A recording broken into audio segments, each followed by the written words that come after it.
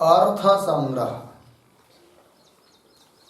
अर्थ संग्रह ग्रंथ में पेज नंबर 50 पर चलेगा, पुष्पिका नंबर 12 में। यत्र कर्म मानांतरेण प्राप्तम तत्र तदुद्देशेन गुणमात्रं विधत्ते। बोला, यत्र कर्म मानांतरेण प्राप्तं तत्र तदुद्देशेन गुणमात्रं विधत्ते। ठीक है, चला। तो विचार चल रहा है विधि प्रकरण का। तो कल हम लोगों ने विधि का लक्षण चिंतन किया। अज्ञातार्थ ज्ञापको वेद भागः विधि। तो वन लक्षण बन गया था क्या? अज्ञातार्थ ज्ञापकत्वे सति प्रयोजनवत्वे सति अर्थत्वं विधेः लक्षणम्। ठीक है, अज्ञातार्थ हो, प्रयोजन वाला हो और वो अर्थ हो, ये कुल मिलाकर लक्षण बन गया था। ठीक है जी। अब वो बता दिया था उदाहरण, अग्निहोत्रम जुहुयात् स्वर्ग कामः। तो कैसा अज्ञातार्थ है वगैरह वगैरह, इसका चिंतन हुआ। अब उसके बाद आगे आज चिंतन कर रहे हैं यत्र कर्म मानांतरेण प्राप्तम। अब ये जो विचार हो रहा है ये गुण विधि है। क्या है जी? गुण विधि। इस वाक्य के ऊपर लिखिए गुण विधि, वह गुण विधि विचार। हेडिंग हो जाएगा वो। ठीक है, चलिए भाई।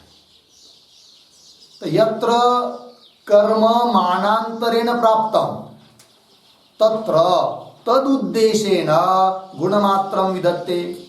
तो हो जाएगी गुण विधि, है कि नहीं? देखिए भाई, जहां कर्म बिल्कुल प्राप्त ही नहीं है, कर्म मतलब यागादि कर्म, प्राप्त नहीं मतलब किसी भी प्रमाण के द्वारा ज्ञात नहीं है, कोई श्रुति वाक्य के द्वारा ज्ञात नहीं। ये जिस वाक्य के द्वारा कहा जा रहा है बस उसको छोड़कर अन्य वाक्य के द्वारा ज्ञात नहीं है। तब उसको कह दिया था कल क्या? अज्ञातार्थ ज्ञापको वेद भाग विधि। अब किसी मंत्र के द्वारा, वेद वाक्य के द्वारा कर्म तो प्राप्त है। अब उस कर्म के उद्देश्य से केवल गुण का विधान हो रहा है, कर्म का विधान नहीं। कर्म प्राप्त नहीं है, कर्म प्राप्त है, अप्राप्त नहीं है। प्राप्त कर्म के लिए मतलब यागादि कर्म किसी दूसरे मंत्र के द्वारा प्राप्त है, ज्ञात है। उसके उद्देश्य से यदि किसी गुण का विधान करते हैं तो गुण का विधान करने वाला वो वाक्य, उसको हम बोलेंगे क्या? गुण विधि। क्या हो जाएगा वो? गुण विधि। गुण मतलब क्या होता है जी? द्रव्य, देवता, है कि नहीं? याग में उपयोग किए जाने वाले जो हविष आदि पदार्थ है या देवता आदि है, वो सब क्या है जी? गुण होता है, जिसके द्वारा याग किया जाता है। जैसे दही होता है, कहीं दूध होता है, कहीं वगैरह वगैरह पुरोडाश आदि होते हैं। ठीक है ना? तो आप देखिए यत्र कर्म मानांतरेण प्राप्तम, है कि नहीं? तो कर्म मतलब क्या? लिखिए धात्वर्थः यागादि।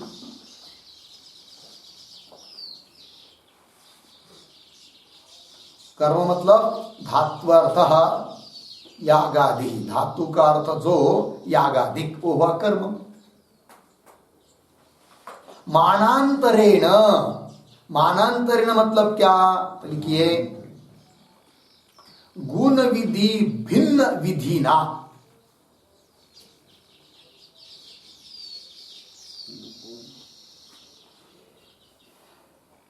क्या जी? गुण विधि भिन्न विधिना, कौंस में लिख सकते हैं उत्पत्ति विधिना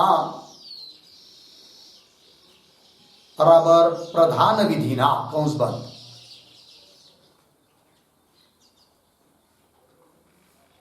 ठीक है, अर्थ देखिए भाई। मानांतरण मतलब क्या? तो जो गुण विधि है ना, जो वाक्य आएगा ना, उससे भिन्न और किसी विधि वाक्य के द्वारा प्राप्त है। मानांतरेण, उसके आगे क्या है? प्राप्तम। मूल पंक्ति में क्या है आगे? प्राप्तम। प्राप्तम का अर्थ है ज्ञातम।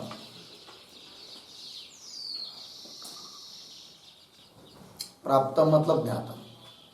तो क्या अर्थ हुआ जी? कि जहां पर कर्म, कर्म मतलब यागादिक कर्म, जो कि धातु का अर्थ है यागादि कर्म, मानांतरेण, मानांतरेण मतलब गुण विधि को छोड़कर और किसी विधि के द्वारा, उत्पत्ति विधि अर्थात प्रधान विधि के द्वारा प्राप्तम प्राप्त है। तो तत्र उस प्रसंग में तद उद्देश्येन, ठीक है ना? क्या जी? तद उद्देश्य, तद उद्देश्येन कर्त लिखिए प्राप्त कर्मोद्देश्येन।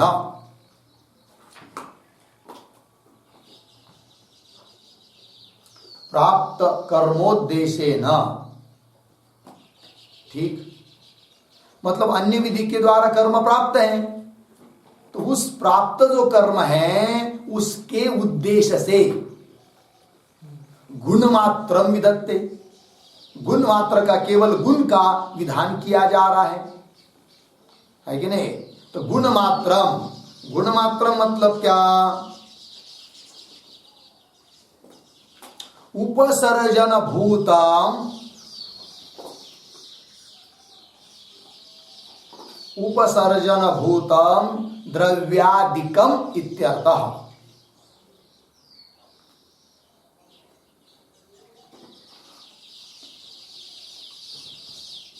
ठीक है जी? क्या? उपसर्जन भूतम द्रव्यादिकम इत्यर्थः। उपसर्जन भूत गौण स्वरूप, उपसर्जन मतलब गौण, गौण ऐसे जो द्रव्य द्रव्यादिक है, गुण मात्रम विधत्ते, उसको बोलेंगे गुण विधि। तो क्या तात्पर्य निकला, क्या भाव है? तो एक वाक्य लिखिए, इस पंक्ति को समझने के लिए। गुण विधि ही तो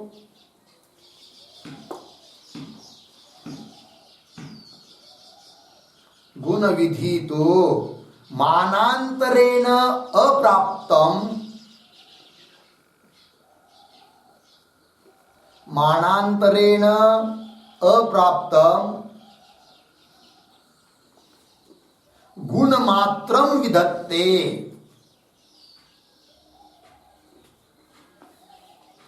गुण मात्रम विधत्ते। अर्धविराम। मानांतर प्राप्त,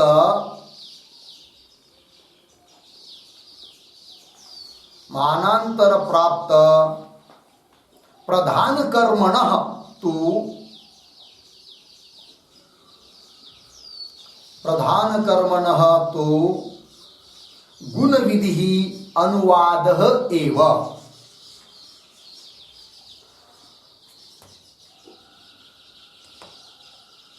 गुण विधि अनुवादः एव।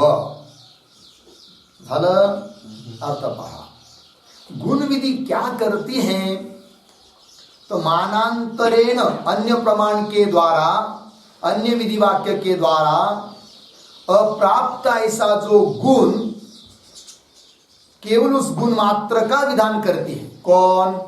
गुण विधि। तो अज्ञातार्थ ज्ञापकत्व तो इसमें भी आ जाएगा कि नहीं? इसमें तो याद तो ज्ञात है अन्य प्रमाण के द्वारा, किंतु अज्ञात कौन है? गुण। तो अज्ञात अर्थ का ज्ञापन होगा, इसीलिए विधित्व तो इसमें है ही है। तो गुण विधि का काम क्या है जी? केवल अन्य प्रमाण के द्वारा जो अप्राप्त गुण, उसका विधान, कर्म का विधान नहीं। कर्म तो अन्य प्रमाण के द्वारा प्राप्त है। जो प्राप्त है उसका केवल अनुवाद कर रही है। कौन? गुण विधि। और विधान किसका कर रही है? गुण का। समझ में आया? अब ये कैसे भाई? तो उदाहरण से समझते हैं। तो लिखिए आप लोग कॉपी पर, प्रधान विधि बराबर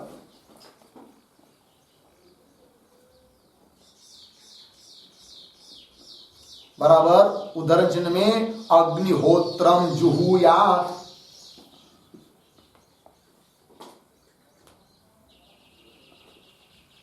अग्निहोत्रम जुहुयात झालं। उसके नीचे के पंक्ति में लिखिए गुण विधि। अग्निहोत्रम जुहुयात लिखा, अग्निहोत्रम जुहुयात, अग्निहोत्रम जुहुयात हो गया ना। नीचे के पंक्ति में लिखिए गुण विधि बराबर दध्ना जुहोति।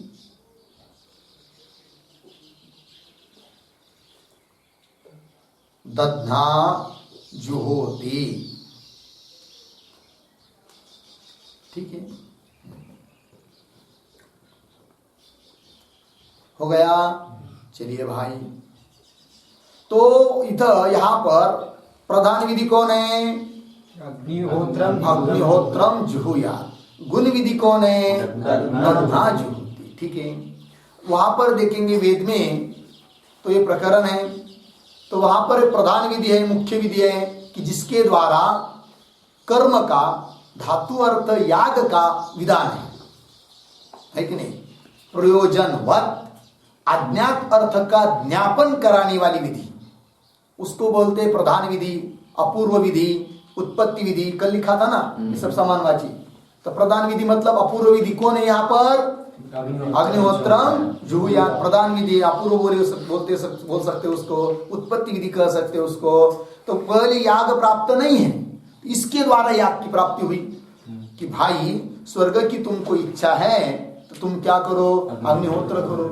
और किसी वाक्य के द्वारा अग्निहोत्र नाम का याग करने के लिए विधान नहीं है, ठीक है ना। तो अग्निहोत्रम जुहुयात, यहाँ पर अग्निहोत्र रूप कर्म की क्या है? प्राप्ति है। अब उसी प्रसंग में वाक्य आया है दूसरा, दध्ना जुहोति। क्या है जी? दध्ना जुहोति, ठीक है ना। तो जुहोति ये लेट लकार है, लट लकार नहीं। क्या जी? लेट। लेट लकार केवल वेद में आता है, और लेट लकार के रूप लट की तरह ही बनते हैं, इसलिए। और विधिलिंग का जो अर्थ होता है वही अर्थ होता है लेट लकार का, ठीक है ना जी। क्या लेट लकार सुना है कि नहीं? 10 लकारों में है कि नहीं? लेकिन लेट लकार के रूप व्यवहार में नहीं चलते, किसमें? वेद में। और लेट के रूप लट की तरह ही होते हैं, लेकिन अर्थ उनका विधिलिंग जैसा होता है, ठीक है। दध्ना जुहोति, यहां पर लेट लकार है, तो यहां पर विधान किसका मानेंगे ये प्रश्न है। तो दधि एक है शब्द, और जुहोति में हु धातु है, और हु धातु का अर्थ होता है क्या? हवन, होम। फिर यहां पर होम का विधान है क्या दधि का विधान है? ये प्रश्न चल रहा है कि नहीं? तो दध्ना जुहोति, इसको उत्पत्ति विधि मानना है कि गुण विधि मानना है? उत्पत्ति विधि तब मान पाते हम लोग यदि अन्य प्रमाण के द्वारा कर्म की प्राप्ति ही नहीं होती तब। किंतु दध्ना जुहोति इस गुण विधि को छोड़कर अन्य प्रमाण जो अग्निहोत्रम जुहुया, इसके द्वारा अग्निहोत्र रूप होम या कर्म प्राप्त है, इसलिए उसी की प्राप्ति अब यहां पर नहीं है, वो तो ज्ञात है। लग गया जी? उसका विधान नहीं है। तो दध्ना जुहोति में, जुहोति इस शब्द में धातु का अर्थ जो होम, उसका विधान नहीं है, क्योंकि होम प्राप्त ही है। तो अन्य प्रमाण के द्वारा प्राप्त जो होम या यागादि कर्म, उसके उद्देश्य से गुण का विधान है इसमें। तो कौन गुण का विधान है? दधि रूप गुण का विधान है। क्या जी? दधि रूप गुण का विधान हुआ, तो लक्षण घटित हो जाएगा। फिर क्या लिखा है पंक्ति में? यत्र कर्म, कौन कर्म? अग्निहोत्र रूप कर्म, मानांतरेण प्राप्त, है कि नहीं? मानांतरेण प्राप्त मतलब अन्य प्रमाण, जसं ददना ज्योति इस प्रमाण को छोड़कर अन्य प्रमाण यहाँ पर हो जाएगा। कौन? अग्निहोत्रम जुहुयात। तो मानांतरेण प्राप्त है कौन? कर्म, अग्निहोत्रादि रूप कर्म। तद उद्देश्येन हाँ प्राप्त, मानांतरेण प्राप्त जो कर्म है उस कर्म के उद्देश्य से, उस कर्म को वो साध्य है ऐसा मन में रखकर, ठीक है ना, क्योंकि उसकी सिद्धि करनी है दधि के द्वारा, तो दधि हुआ साधन करण और साध्य उद्देश्य कौन हुआ? मानांतरेण प्राप्त जो कर्म। तो उसी को लिखा है तद उद्देश्येन, जो अग्निहोत्रम जुहुयात इस विधि के द्वारा प्राप्त जो अग्निहोत्र रूप कर्म उसके उद्देश्य से, उसको साध्य समझकर उद्देश्येन गुण मात्र विदत्ते, केवल गुण का विधान यहां हो रहा है। कहां पर? ददना जुहोति, इस वाक्य में किसका विधान हो रहा है? गुण मात्र, गुण का विधान हो रहा है। कौन गुण है यहाँ? दधि गुण है। तो लक्षण लगा है कि नहीं? पुनः बोलिए। यत्र कर्म कर्म अग्निहोत्रादि कर्म मानांतरेण प्राप्तम अन्य प्रमाणेन, अन्य प्रमाण मतलब कौन? अग्निहोत्रम जुहुयात, इस प्रमाण से प्राप्त है। तत्र तद उद्देश्येन अग्निहोत्रम उद्देश्येन प्राप्त कौन है? अग्निहोत्र। तो उसके उद्देश्य से गुण मात्र विदत्ते, तो गुण मात्र गुण दधि, उसका विधान कर रही है कि नहीं? विधि। कौन विधि? ददना ज्योति। इसलिए ददना ज्योति क्या हो गई? गुण विधि हो गई। क्या हो गई जी? गुण विधि हो गई। वही लिखा है, फिर हो गया ना? तो देखिए पंक्ति, यत्र कर्म मानांतरेण प्राप्तम तत्र तद उद्देश्येन गुण मात्रम विदत्ते, है कि नहीं? इस पंक्ति के लिए जो पंक्ति लिखी थी ना उसका भी अर्थ समझ लेंगे। गुण विधि तु बराबर ना, मानांतरेण अप्राप्तम गुण मात्रम विदत्ते। तो मानांतर कौन है यहाँ पर? अग्निहोत्रम ज्योति इत्यादि, उससे गुण की प्राप्ति है क्या? नहीं है। तो गुण की क्या है? अप्राप्त। तो अप्राप्त जो गुण उसका विधान कर रही है कौन? गुण विधि। कौन गुण विधि? ददना ज्योति। पंक्ति लग रही बघा, गुण विधि तो मानांतरेण अप्राप्तम गुण मात्रम विदत्ते। ठीक है, तो बोलेंगे फिर भाई ददना ज्योति में, ज्योति भी तो बोल दिया है ना, ज्योति में भी क्या होगा? आख्यात है, उसके पूर्व में धातु है हु, तो उसका अर्थ है होम, तो इसका उसका भी तो उल्लेख है, तो उसका भी विधान मानो। दधि का जैसा विधान है वैसा क्या करो? धातु का अर्थ जो याग होम है उसका भी क्या मानो? तो बोल रहे उसका विधान नहीं है, उसका विधान तब मानते जब अन्य प्रमाण के द्वारा प्राप्त नहीं रहता है। तो फिर बोलेंगे कि यदि होम का पुनः विधान नहीं है तो ज्योति में हु धातु आए, इसका क्या करेंगे? तो उसका उत्तर दिया है जो पंक्ति लिखी थी ना, मानांतर प्राप्त प्रधान कर्मण तु गुण विधि अनुवाद एव। मिला है कि नहीं? मानांतर प्राप्त, मानांतर अग्निहोत्रम जुहुयात, है कि नहीं?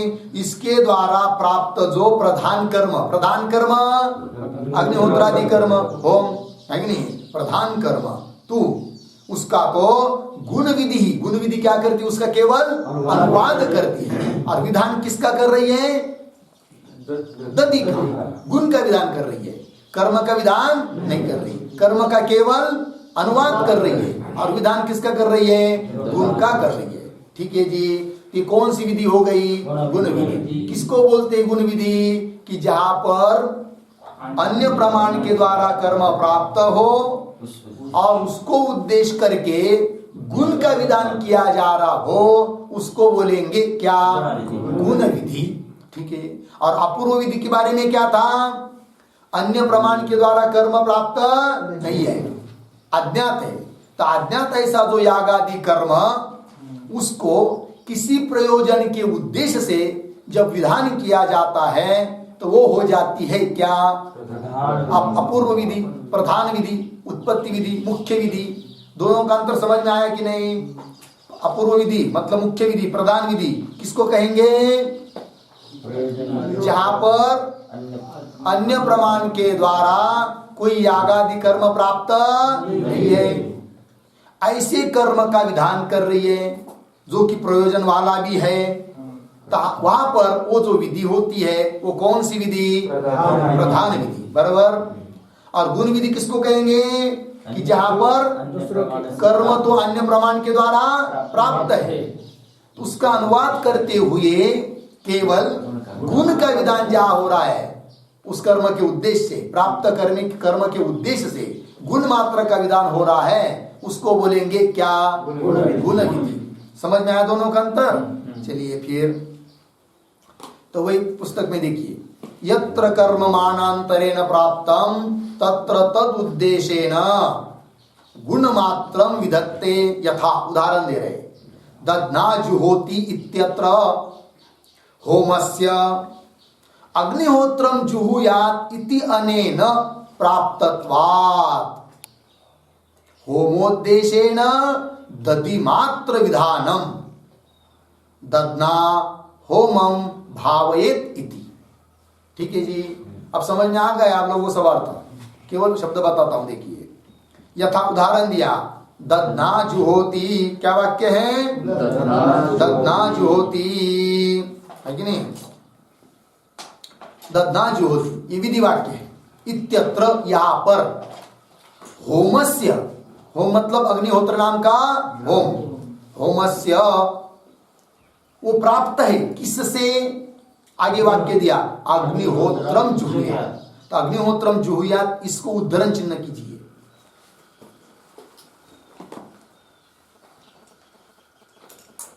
हो गया। तो दध्ना ज्योति इत्यत्र होम जो है वह होम अग्निहोत्रम जुहुयात इत्यनेन प्राप्तत्वात्। इत्यनेन मतलब इस वाक्य के द्वारा प्राप्त है। कौन? होम। कौन प्राप्त है? होम। कौन से वाक्य के द्वारा? अग्निहोत्रम जुहुयात, इससे प्राप्त है। फिर उस प्राप्त होम को उद्देश्य करके वही लिखा गया, प्राप्तत्वात् होमोद्देशेन, जो कि प्राप्त है उसके उद्देश्य से दधि मात्र विधान, केवल दधि का विधान किया जा रहा है। किस श्रुति के द्वारा? कौन से वाक्य के द्वारा? दध्ना जुहोति। इस वाक्य के द्वारा किसका विधान कर रहे? दधि का विधान कर रहे। इसलिए ये वाक्य कौन सा हुआ? कौन सी विधि हुई? गुण विधि। बात समझ में आई क्या नहीं? चलिए, होमोद्देशेन दधि मात्र विधानम, तब फिर वाक्य का अर्थ क्या बनेगा? दध्ना ज्योति जो गुण विधि है उसमें लक्षण घटित हुआ, तो उस वाक्य का अर्थबोध क्या होगा? तो वही दिया है, दध्ना होमम भावयेत। क्या वाक्य अर्थ हुआ? दध्ना होमम भावयेत। तो यहां पर करण कौन है? दध्ना होमम भावयेत, यहां पर करण कौन हुआ? दधि। साध्य कौन हुआ? होम, है कि नहीं? भावयेत, क्योंकि दध्ना ज्योति इस वाक्य में भी क्या है जी? आख्यात है कि नहीं? तो आख्यात जो होता है उसका अर्थ जो भावना, अर्थी भावना, ठीक है ना जी? वो 3 अंश से युक्त, किम भावयेत, केन भावयेत, कथम भावयेत। तो दध्ना ज्योति इस वाक्य में, ज्योति में जो हु धातु के बाद प्रत्यय हुआ है उसमें जो आख्यातत्व धर्म है उसका वाच्य जो आर्थी भावना है कि नहीं? तो आर्थी भावना हुई तो साध्याकांक्षा होने पर कौन साध्य हुआ? होम, जो कि अन्य प्रमाण के द्वारा प्राप्त है। होमम भावयेत, केन भावयेत, किससे करे वो होम को? तो करणत्वेन अन्वय हुआ किसका? दधि का। तो दध्ना भावयेत, है कि नहीं? तो दध्ना होमम भावयेत वाक्य का अर्थ बना। ठीक है, क्योंकि दध्ना जो होती इस वाक्य में विधेय कौन है? विधेय, विधान किसका किया है? दधि का, है कि नहीं? और एक नियम आता है, जो विधेय होता है कि नहीं? तो देखिए एक नियम लिख लीजिए, सर्वत्र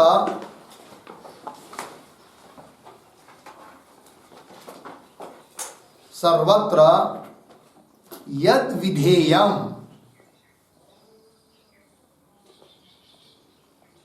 सर्वत्र यत् विधेयम तत्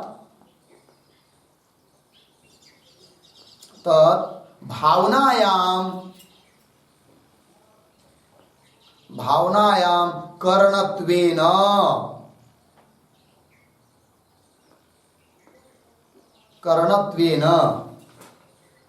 अन्वेति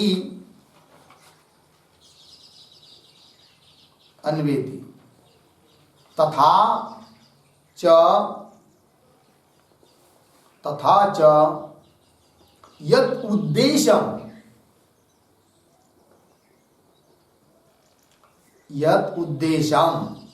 तत्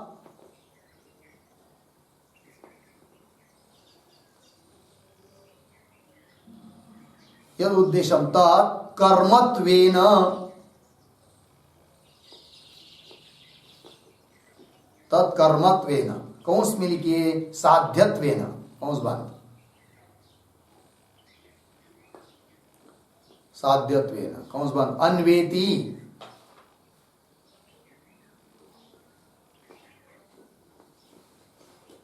ठीक है। देखिए भाई अर्थ सब जगह यद विधेयम, पहले ये समझ में आना चाहिए कि विधेय कौन है और उद्देश्य कौन है। बस ये दो चीज समझ में आई ना तो फिर किसका किस रूप से अन्वय करना है समझ में आ जाता है। तो यद विधेयम, जो विधेय रहता है अर्थात जिसका विधान किया जा रहा है, उसका अन्वय भावना में कैसा करना, करणत्वेन, क्या लिखा है, यद विधेयम तत् भावनायाम करणत्वेन अन्वेति। समझ में आया। कहीं पर भी किसी भी विधि में जो विधेय रहेगा उसका अन्वय करेंगे किस रूप से, करणत्वेन। और यद उद्देश्य, जो उद्देश्य रहेगा उसका अन्वय हो जाएगा किसका किस रूप से, कर्मत्वेन, साध्यत्वेन। समझ में आया ना। जैसे उदाहरण अभी हुआ गुण विधि का, ददना जुहोति। तो ददना जुहोति इस वाक्य में विधेय कौन है, दधि। विधान किसका किया है, अप्राप्त का विधान होता है ना जी। जो प्राप्त है उसका विधान नहीं होता है। होम तो प्राप्त है किससे, अग्निहोत्रम जुहुयात्, उससे प्राप्त है वो, उसका विधान नहीं है। जो अप्राप्त है उसका विधान है।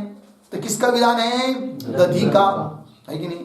और अज्ञातार्थ का ज्ञापक जो होता है वही विधि होती है। और समझ लीजिए ददना जो होती वाक्य के द्वारा होम का ही विधान मानेंगे, फिर वो अज्ञात अर्थ ज्ञापकत्व रहेगा क्या उसमें, नहीं। क्या हो जाएगा, ज्ञात अर्थ ज्ञापकत्व हो जाएगा। क्योंकि होम तो ज्ञात है ना, अग्निहोत्रम जुहुयात् सूत्रा ने, और उसका ही यदि विधान मानेंगे ददना ज्योति के द्वारा, ध्यान दीजिए, अग्निहोत्रम जुहुयात् इस वाक्य के द्वारा प्राप्त जो होम, उसका, उस होम का अर्थात याग का, होम का ही विधान मानेंगे किससे, ददना ज्योति। फिर क्या हो जाएगा, वो ज्ञात ज्ञापक हो जाएगा कि अज्ञात ज्ञापक हो जाएगा, ज्ञात ज्ञापक हो जाएगा। तो विधि का लक्षण नहीं घटेगा। क्योंकि विधि किसको कहते हैं, अज्ञात अर्थ ज्ञापक को विधि। अज्ञात अर्थ का ज्ञापन कराने वाला जो होता है उसको विधि कहते हैं। इसलिए ददना ज्योति में विधेय कौन नहीं है, होम नहीं है, होम का विधान नहीं है, वो तो प्राप्त ही है किससे, अग्निहोत्रम जुहुयात्। फिर अन्य प्रमाण के द्वारा अप्राप्त कौन है, दधि, उसका विधान है। तो अप्राप्त अज्ञात ज्ञापकत्व हो गया, ठीक है ना, अप्राप्त प्रापकत्व हो गया, है कि नहीं। तो और ये जो नियम लिखा था कि जो विधेय होता है उसका करणत्वेन अन्वय। अब ये निर्णय हो गया कि ददना ज्योति में विधेय कौन, दधि, तो करण बन जाएगा, है कि नहीं। और उद्देश्य कौन है यहाँ पर, होम, जो कि अन्य प्रमाण के द्वारा प्राप्त है, वो हो जाएगा कर्म, साध्य। फिर वाक्य बन गया ददना होमम भावयेत्। होमम कर्म हुआ कि नहीं, जो कर्म है वही साध्य है। तो दधि के द्वारा होम को करो, वाक्य बन गया, लग गया जी। और कल की भी वाक्य में देखिए नियम सब जगह लागू पड़ता है ना, सर्वत्र यद विधेयम तत् करणत्वेन अन्वेति तथा च यद उद्देश्यम तत् कर्मत्वेन साध्यत्वेन अन्वेति, ये नियम सब जगह लागू है। जैसे कल का उदाहरण लीजिए, अग्निहोत्रम जुहुयात स्वर्ग काम। ध्यान दीजिए, क्या जी वाक्य है? अग्निहोत्रम जुहुयात स्वर्ग काम। यहाँ पर विधान किसका है जी? अग्निहोत्र नाम के कर्म का। तो विधेय कौन हुआ? अग्निहोत्र कर्म। उसको बना दिया करण, क्योंकि जो विधेय होता है वो करण होता है। और वो किस लिए अग्निहोत्र करना है? स्वर्ग के लिए। तो उद्देश्य कौन हुआ? स्वर्ग। तो उद्देश्य भूत जो स्वर्ग, उसका वो कर्म बन गया वाक्य में, वो साध्य है, उसका साध्यत्व में अन्वय हो जाता है। तब अग्निहोत्रम जुहुयात स्वर्ग काम, इस वाक्य के द्वारा अर्थबोध हो गया था। क्या? अग्निहोत्र होमेन स्वर्गम भावयेत्। क्या जी, क्या वाक्य बना था? अग्निहोत्र कर्मेण कि अग्निहोत्रेण स्वर्गम भावयेत्। तो अग्निहोत्र इसका विधान है ना, तो जो विधेय वो क्या हो गया? करण। अग्निहोत्र होमेन, अग्निहोत्र कर्मेण, और उद्देश्य कौन है? स्वर्ग। तो कर्म बन गया, साध्य बन गया। तो वाक्य बोध हो गया कि क्या? अग्निहोत्र होमेन स्वर्गम भावयेत्। दधना जुहोति में विधेय कौन है? दधि। और जो विधेय होता है उसका अन्वय करण रूप से, तो करण कौन बन जाएगा? दधि। और उद्देश्य कौन है यहाँ पर? होम, वही अग्निहोत्र। तो वाक्य क्या बन गया फिर? दधना होमम भावयेत्। क्या जी? दधना होमम भावयेत्। लग गया जी अर्थ? पंक्ति देखिए पुस्तक में, यथा दधना जुहोति इत्यत्र होमस्य, होम तो अग्निहोत्रम जुहुयात इत्यनेन प्राप्तत्वात्। अग्निहोत्रेण जुहुयात इत्यनेन प्राप्त है कौन? होम। होमस्य प्राप्तत्वात्, होम तो प्राप्त है किससे? अग्निहोत्रम जुहुयात, इस वाक्य से प्राप्तत्वात्। फिर प्राप्त जो होम, उसके उद्देश्य से, होमोद्देशेन, शब्द मिल रहे कि नहीं? होमोद्देशेन है कि नहीं? दधि मात्र विधान, केवल दधि का क्या कर रहे हैं जी? विधान कर रहे हैं। हो गया। तो गुण विधि के लिए एक नियम लिख लीजिए, गुण विधि के बारे में। गुण विधि में कौन उद्देश्य रहता है और कौन विधेय रहता है? लिखिए, गुण विधौ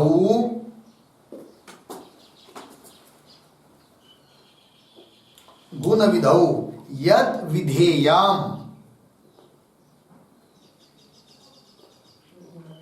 गुण विधौ यद विधेयम तस्य तस्य करणत्वेन अन्वयः।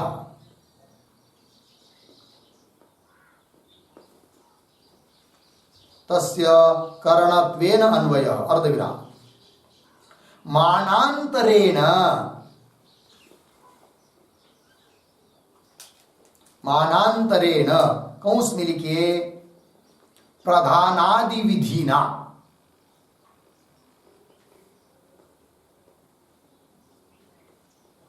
प्रधानादि विधिना कंस बंद। आगे प्राप्त कर्मणः, प्राप्त कर्मणः कंस में लिखिए यागस्य, कंस बंद। उद्देश्यत्वेन अन्वयः भवति, उद्देश्यत्वेन अन्वयः भवति।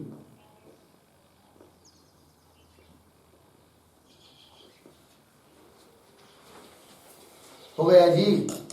ध्यान दीजिए। तो गुण विधि के बारे में नियम बताया। गुण विधि में क्या कौन विधेय होता है और कौन उद्देश्य होता है, ये कह दिया। तो देखिए भाई, गुण विधौ यद उद्देश्य यद विधेयम, गुण विधि में जिसका विधान हो रहा है, जो विधेय है, तो गुण विधौ यद विधेयम तस्य कर्णत्वेन अन्वय। दधना जुहोति में विधेय कौन है? दधि। उसका अन्वय कैसा हुआ? कर्णत्वेन। करण रूप से, ठीक। और आगे मानांतरेण प्राप्त कर्मण, अन्य प्रमाण के द्वारा प्राप्त जो कर्म, यागादि कर्म है कि नहीं। अन्य प्रमाण मतलब कौन? प्रधान विधि, अग्निहोत्रम जुहुयात है कि नहीं, उसके द्वारा प्राप्त जो कर्म है उसका उद्देश्य रूप से अन्वय होता है। कहां पर? गुण विधि। क्या लिखा? मानांतरेण प्राप्त कर्मण, अन्य प्रमाण के द्वारा प्राप्त जो कर्म उसका उद्देश्यत्वेन अन्वय, उद्देश्य रूप से क्या होता है? अन्वय होता है कि नहीं। जैसा दधनाजुहोती में उद्देश्य कौन है? उद्देश्य कौन है? होम, जो कि अन्य प्रमाण के द्वारा प्राप्त है, तो उसका अन्वय किससे हुआ? फिर उद्देश्यत्वेन। और करण रूप से अन्वय किसका हुआ? दधि का, अर्थात विधेय है, तो गुण विधि के लिए नियम है। कहीं कहीं पर भी गुण विधि आएगी तो क्या करेंगे? जिसका विधान हो रहा है उसका करण रूप से अन्वय, और अन्य प्रमाण के द्वारा प्राप्त जो रहेगा होमादि प्रधान विधि के द्वारा, वो हो जाएगा उद्देश्य। जैसे यहां पर वही हुआ, प्रधान विधि हुई कौन? अग्निहोत्रम जुहुयात, प्रमाणांतर, उससे प्राप्त है होम, उसको उद्देश्य करके दधना जुहोती इस गुण विधि के द्वारा, है कि नहीं। क्या हुआ? उद्देश्य कौन है इस गुण विधि का? होम, और करण कौन है? दधि। बात समझ में है कि नहीं साफ साफ?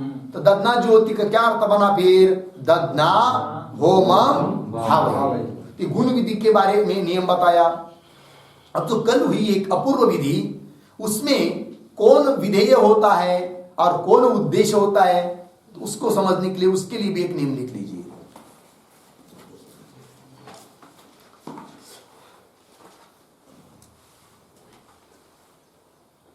अप्राप्त विधि स्थले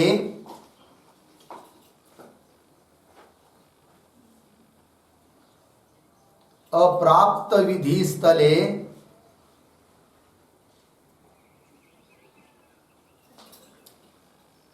अप्राप्त विधि स्थले आख्यातार्थ भावनायाम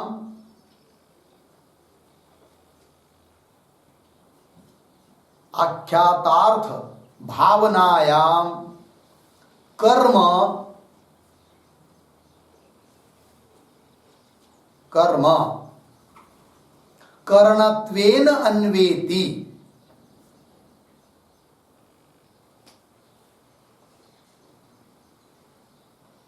कर्म करणत्वेन अन्वेति हुआ अर्धविराम। फलम उद्देश्यत्वेन अन्वेति,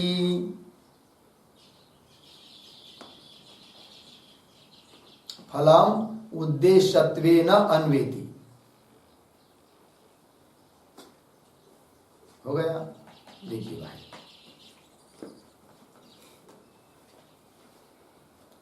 अप्राप्त विधि स्थली मतलब क्या?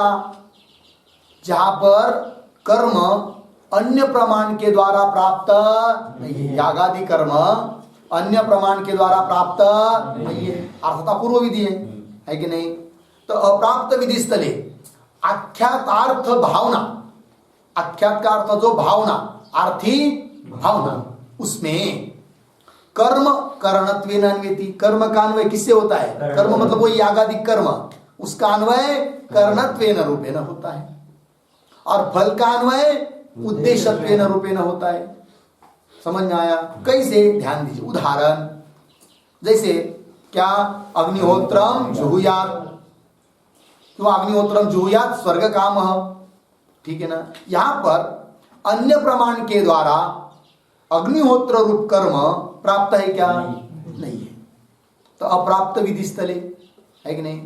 तो जो कर्म है अप्राप्त विधि स्थले आख्यातार्थ भावना में करण रूप से अन्वय किसका करेंगे? तो अग्निहोत्र रूप कर्म का।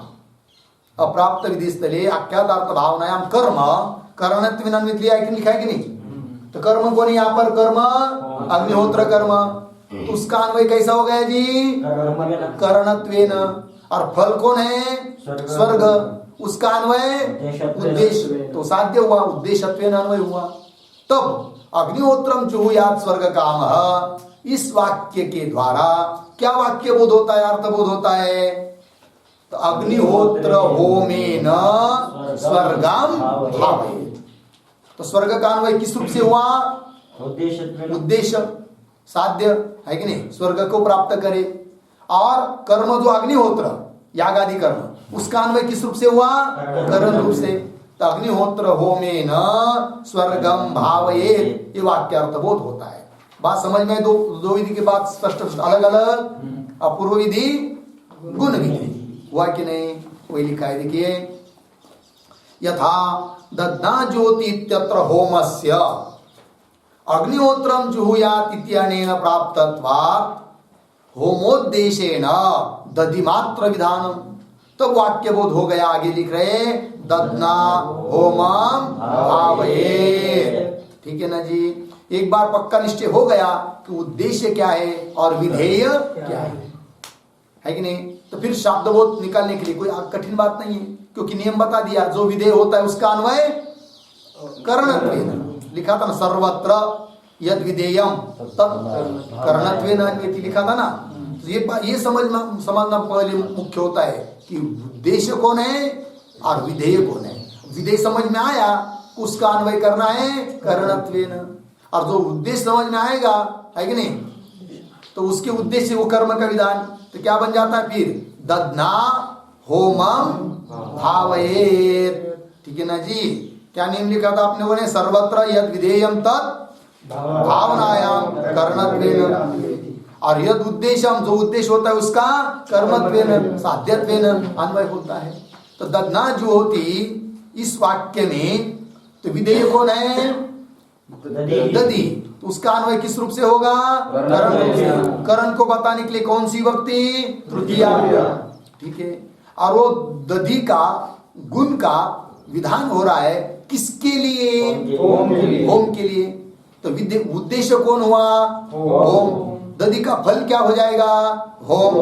तो उसका कर्म रूप में प्रयोग होगा, क्योंकि वो साध्य है कि नहीं? तो वाक्य प्रयोग, वाक्यार्थ बोध हो गया, दद्धा होमम भावयेत्। लग गई पंक्ति? हाँ। अब ये हो गई गुण विधि का विवेचन हो गया। आगे जो पंक्ति आ रही है, यत्र तु उभयम अप्राप्तम, उसके ऊपर लिखिए विशिष्ट विधि।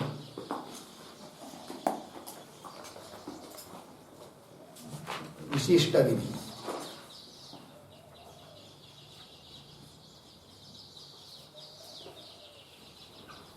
हो गया ना? क्या है?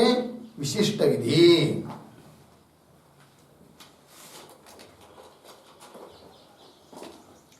चलिए भाई, अर्थ तो विशिष्ट विधि की व्याख्या करने जा रहे हैं।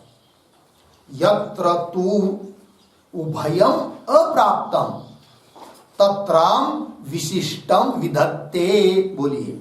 यत्र तु उभयम प्राप्तम तत्र विशिष्टम विधत्ते। ठीक है, सरल है। यत्र जहां पर, तो उभयम अप्राप्तम, दोनों भी अप्राप्त है, वहां पर विशिष्ट का विधान होता है। समझ में आया? ध्यान दीजिए। अभी तक हम लोगों ने जो चिंतन किया उसमें पहले अपूर्व विधि देखी थी, उत्पत्ति विधि, प्रधान विधि पहले। उसमें क्या था? कर्म अप्राप्त था, उसका विधान था। ठीक है, कर्म तो प्राप्त हुआ, गुण प्राप्त नहीं था, तो गुण का विधान कर दिया गुण विधि के द्वारा, दद्धा होती है कि नहीं? अब कहीं पर ऐसा भी प्रसंग आता है कि न तो कर्म प्राप्त है, यागादि कर्म प्राप्त है, न तो गुण प्राप्त है। अब दोनों का विधान करने के लिए दो अलग अलग वाक्य भी नहीं है, एक ही वाक्य में दोनों आ जाते हैं। समझ में आया कि नहीं? क्या जी? दोनों भी एक वाक्य के द्वारा ही बताया जा रहे हैं। कौन कौन? कर्म और गुण। फिर वहां पर क्या मानेंगे उसको? अपूर्व विधि मानेंगे, क्योंकि कर्म तो अन्य से प्राप्त नहीं है, अप्राप्त है। अप्राप्त कर्म का ज्ञान करा दे रही है वो विधि, इसलिए उसको क्या मानना चाहिए? फिर अपूर्व विधि। कोई बोलेगा नहीं नहीं, तो गुण भी तो कहा प्राप्त है, गुण का भी उल्लेख है उसमें, तो उसको क्या मानो? गुण। है कि नहीं? लेकिन गुण को कैसा मानेंगे? गुण का विधान तब होता है, गुण विधि तब कहा जाती है जब कर्म मानांतर से प्राप्त हो, है ना? अब यहाँ पर उसको कहेंगे क्या? गुण विधि कहेंगे क्या पूर्व विधि कहेंगे, ये प्रश्न आता है। तो उत्तर देते वो गुण विधि भी नहीं, अपूर्व विधि भी नहीं, क्या है फिर? विशिष्ट विधि है। क्या है जी? विशिष्ट विधि लगा, वही लिखा है। यत्र तो उभयम अप्राप्तम, मिला ना? तत्र विशिष्टम विदधते। तो उभयम, उभयम पद आया है, तो उभयम पद से क्या लेंगे? लिख लीजिए उभयम शब्द का अर्थ। उभयम बराबर उपसर्जनम,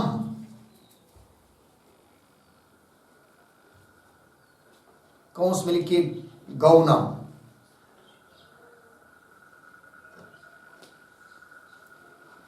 कौंस बंद, आगे प्रधानम च,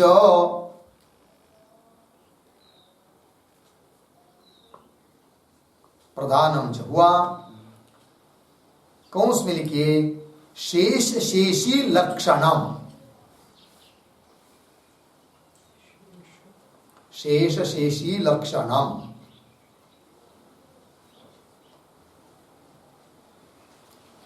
हो गया?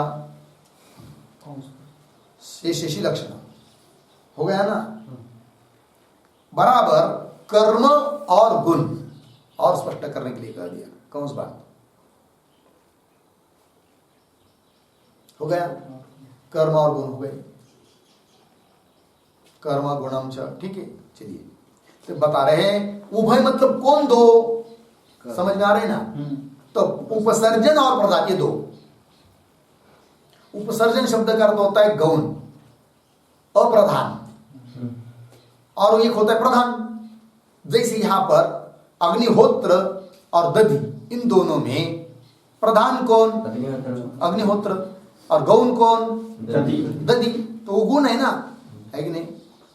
अब उभयम अप्राप्तम मतलब जहां प्रधान जो कर्म वो भी अप्राप्त है, और उपसर्जन गौण भूत जो गुण वो भी क्या है? अप्राप्त है। और दोनों का विधान एक वाक्य के द्वारा हो रहा है, तो उस विधि को क्या मानेंगे? विशिष्ट विधि। तो वही लिखा है उभयम का अर्थ क्या लिखा था? उपसर्जनम प्रधानम च, मतलब शेष शेषी, शेष और शेष। एक शेषी होता है, एक शेष होता है। शेषी मतलब प्रधान मुख्य, और शेष मतलब उसका एक अंश, एक भाग जैसा, अप्रधान, ठीक है ना? तो शेषी, तो शेषी हुआ है जैसे यहाँ पर अग्निहोत्र, और शेष हुआ क्या? दधि। उसी को दूसरे शब्द में कहेंगे कर्म और गुण। तो अग्निहोत्र ये क्या हुआ? कर्म, याग, है कि नहीं? और उसके लिए संपादन करने के लिए कौन है? गुण, दधि। ये दोनों का विधान उभयम। उभय शब्द का समझ में आया जी? कर्म और उस कर्म को लगने वाला गुण, दोनों भी जहां पर अप्राप्त है उसको कहते हैं क्या? विशिष्ट। तीन विधि हो गई अभी तक, अपूर्व विधि, गुण विधि, विशिष्ट विधि। अपूर्व विधि का क्या महात्म्य है? जहां पर कर्म के द्वारा कोई कर्म आदि कोई प्राप्त, ऐसे कर्म को बताने वाला जो विधि उसको कहेंगे क्या? अपूर्व विधि। हो गया। फिर गुण विधि के बारे में क्या कहा? अन्य प्रमाणों के द्वारा कर्म प्राप्त है, और केवल गुण का विधान हो रहा है, तो वो क्या हो जाएगी? समझ में आया? और विशिष्ट विधि के बारे में क्या? जहाँ कर्म भी प्राप्त नहीं है, गुण भी प्राप्त नहीं है, दोनों का विधान हो रहा है, उसको कहेंगे क्या? विशिष्ट। तीनों का अलग अलग अर्थ समझ में आया फिर साफ साफ? तो वही लिखा है। चलिए, यत्र उभयम अप्राप्तम तत्र विशिष्टम विधत्ते। उदाहरण दे रहे, यथा सोमेन यजेत इत्यत्र सोमयागयोः अप्राप्तत्वात् सोम विशिष्ट याग विधानम। बोलिए। यथा सोमेन यजेत इत्यत्र सोमयागयोः अप्राप्तत्वात् सोम विशिष्ट याग विधानम। हो गया जी। वाक्य दिया सोमेन यजेत, क्या है बोलो? सोमेन यजेत। ये जो विधि वाक्य है, इस विधि वाक्य के पूर्व में पहले और किसी प्रमाण के द्वारा कर्म की प्राप्ति नहीं है, यागादि कर्म की प्राप्ति नहीं है।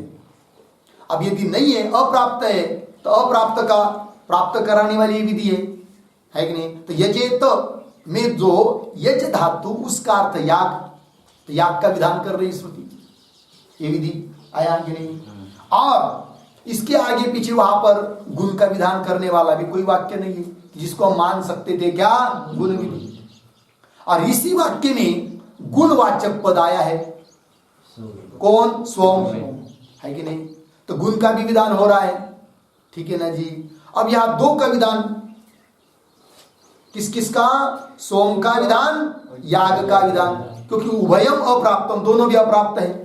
और जो अप्राप्त रहता है उसको कह रहे, तो उनका क्या होगा? विधान। तो कितने विधि हो गए यहां पर? दो। समझ में आया कि नहीं? कौन कौन? सोम और याग, है कि नहीं? यत्र दो उभयम अप्राप्तम तत्र विशिष्टम विदत्ते। तो सोमेन यजेत, यहां पर लिखा है आगे देखिए, यथा सोमेन यजेत इत्यत्र सोम यागयो अप्राप्तत्वात्, सोम भी अप्राप्त है और याग भी अप्राप्त है, मतलब अन्य प्रमाण के द्वारा प्राप्त नहीं है।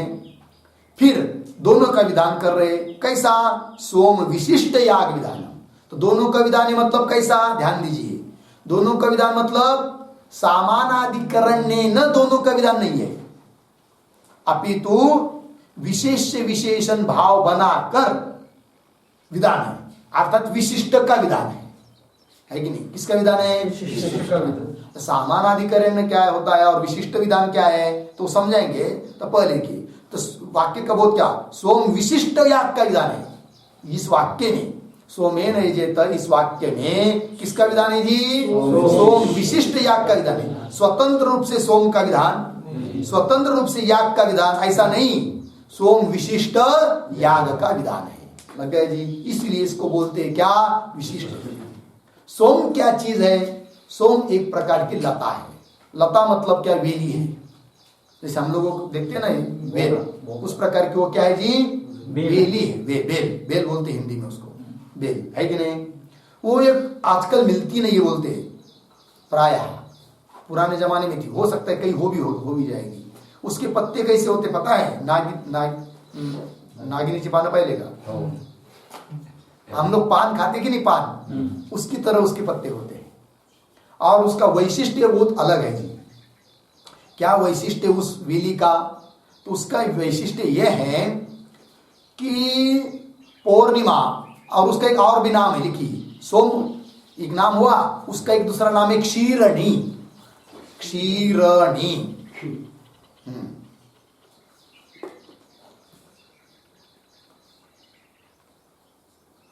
और उस बेल का वैशिष्ट्य क्या है जी?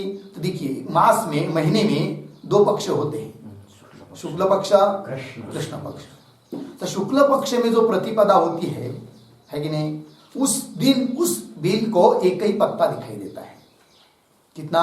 द्वितीया 2 पत्ते, तृतीया 3 पत्ता। ऐसा करते करते जब पूर्णिमा आ जाती है तो उस पत्ते हो जाते कितने? 15 पत्ते हो जाते हैं, ठीक। अब पूर्णिमा समाप्त हुई, दूसरा दिन चालू हुआ, तो प्रतिपदा पुनः शुरू हुई मध्य पक्ष की, कृष्ण पक्ष की। तब एक एक पत्ता कम होता जाएगा, 14, 13, 12, 11 करते करते जब अमावस्या आ जाती है तो उस दिन उस बेल को एक ही पत्ता नहीं दिखेगा। ऐसी अद्भुत है वो, है कि उसकी विशेषता है उस बेल की। उसको क्या कहते हैं? सोम नाम की लता है। उसको लाकर उसका रस निकालकर उसके द्वारा क्या करना है? याग करना है, हवन करना है। तो वो क्या हुआ? जैसे दधि एक गुण हुआ, उस प्रकार सोम भी एक क्या हुआ? गुण हुआ, ठीक है जी। इसीलिए यहाँ पर जो विधान है वो किसका विधान है? सोम और याग का। किंतु स्वतंत्र रूप से दोनों का विधान नहीं है। तो फिर कैसा विधान है? सोम विशिष्ट याग का विधान है। इसीलिए सोमेन यजेत, इस वाक्य में कौन सी विधि माना जाएगी? अब इस पर कोई बोलेगा कि विशिष्ट विधि मान कैसे सकते हो, क्योंकि वहां पर लिखा क्या है? सोमेन। और विशिष्ट विधि मानने के लिए आपको वाक्य का अर्थ करना पड़ता है सोम वाले याग से क्या करो, हाँ सोमवता यागेन भावयेत, है कि नहीं, सोम विशिष्ट यागेन याग का विधान, तो सोम वाला याग ऐसा मानना पड़ेगा ना, सोमवता यागेन इष्टम भावयेत, यह अर्थ निकल आएगा, ठीक है ना। लेकिन वहां पर तो सोमेन लिखा है, सोमवता थोड़ी लिखा है, तो सोमेन का अर्थ सोमवता अर्थात मतुप अर्थ में लक्षणा कर रहे हो, क्यों कर रहे हो, ये प्रश्न आएगा। उसकी अपेक्षा लक्षणा करने की अपेक्षा सीधा सीधा मान लो सोमेन भावयेत यागेन भावयेत, दोनों का करण रूप से अन्वय कर लो, सामान अधिकरण्य रूपेण दोनों का विधान मान लो, क्या आपत्ति, ये प्रश्न आता है। यहां पर झगड़ा चालू है थोड़ा सा। पूर्व पक्षी कहेगा क्या दोनों का विधान मान लो, सिद्धांति कहेंगे नहीं दोनों का विधान मानेंगे तो आपत्ति आती है, संकट दोष आते हैं। तो क्या दोष आते हैं दोनों का विधान मानने से, इसलिए दोनों का विधान मान नहीं सकते, दोष आते इसलिए फिर क्या करना पड़ती है, मतुबार्थ में लक्षणा करना पड़ती है, तब सोम का अर्थ हो जाता है सोमवता, तब विशिष्ट विधि हो जाती है, सोमवता यागेन इष्टम भावयेत। अब ये जो चर्चा है आगे वाली, है कि नहीं, अन्वय कैसा करना है, लक्षणा करके करना है कि सामान अधिकरण न करना है, इसका विचार हम लोग करेंगे, ठीक है जी। बस आज इतना ही करेंगे क्योंकि उसके लिए पूरा 1 घंटा लगने वाला है। ओम पूर्णमदः पूर्णमिदं पूर्णात् पूर्णमुदच्यते पूर्णस्य पूर्णमादाय